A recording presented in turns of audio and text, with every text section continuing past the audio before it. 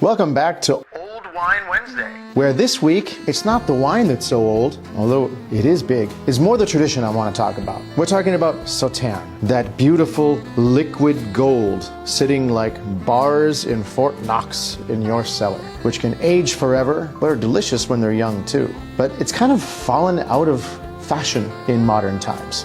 And I wonder why, because it truly is one of the world's most majestic and beautiful beverages. If you look at old wine lists from New York to London to Paris, from let's say the turn of the century, 1800s to early 1900s, Sauternes was the thing to order. And sometimes on the American list, it would be listed under a category of finest sherry wines, along with the best Trockenbeeren Auslesen from Germany and things like that. Anything that was basically sweet, they would refer to as sherry, even though of course it has nothing to do with sherry.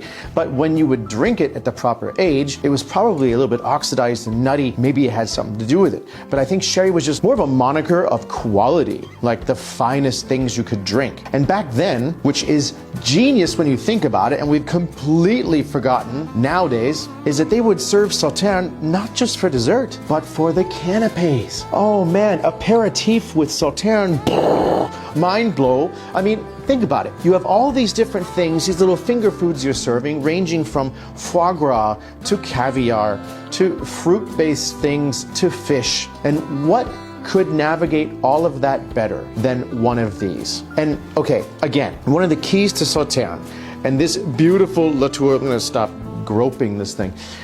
Something like this, Tour Blanche, easily one of my favorite houses and one of the most historical in Sauternes. One of the first, of course, after Dichem and Sidereau, to actually make the Sauternes style we know and love today more common due to a German immigrant by the name of Focke, who brought his know-how from the Rhineland, of course, where he comes from, and encouraged all the other producers to coax the most out of their terroir and their land by utilizing the noble rot that transforms these wines so incredibly. And so these would normally be consumed, as most wines were, with age on them. When they're young, they're nice. They have a nice acidity. Yes, they have acidity. Sweet does not mean flabby. When the noble rot infects the grape, of course, it spikes the sugar, but it enormously spikes, of course, the acidity as well. So the best made Sauternes, or sweet wines in general, have a refreshing acidity to back up all that sweet.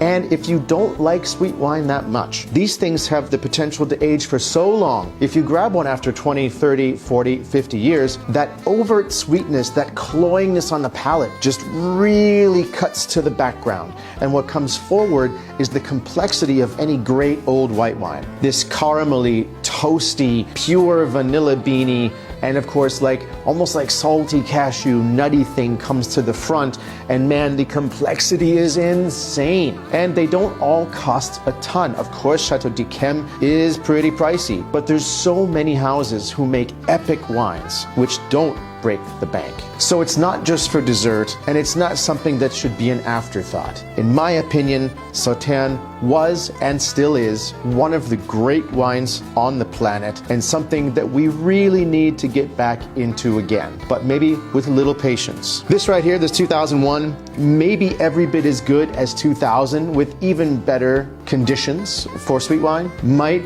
very well see the next 100 years, especially in this format. So while it's not an old wine yet, it certainly will be. So stay curious, stay thirsty, and we'll see you next week for the next Old Wine Wednesday.